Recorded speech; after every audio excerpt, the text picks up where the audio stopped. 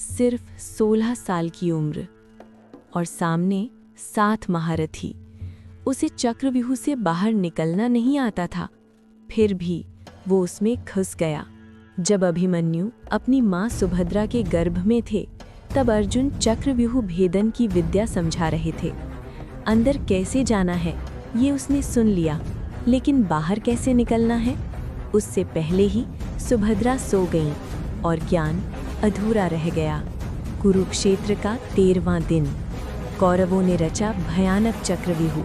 अर्जुन दूर थे, पांडव सेना में सन्नाटा था, क्योंकि चक्रव्यूह में प्रवेश करना सिर्फ एक योद्धा जानता था, अभिमन्यु। युधिष्ठिर ने पूछा, क्या तुम ये कर पाओगे? अभिमन्यु मुस्कुराया, अंदर जाना आता है, बाहर निकलना नहीं, लेकिन जब तक मैं जीवित हूँ दुश्मन आगे नहीं बढ़ पाएगा। और फिर एक किशोर योद्धा अकेला घुस गया चक्रव्यूह के भीतर।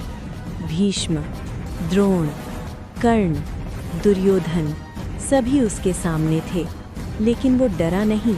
वो शेर की तरह गरजा और टूट पड़ा। एक एक कर महारथी गिरते गए, धरती कांप उठी उसके पराक्रम से। लेकिन युद्ध के नियम तोड़ दिए गए। 7 महारथियों ने एक साथ एक किशोर पर वार किया।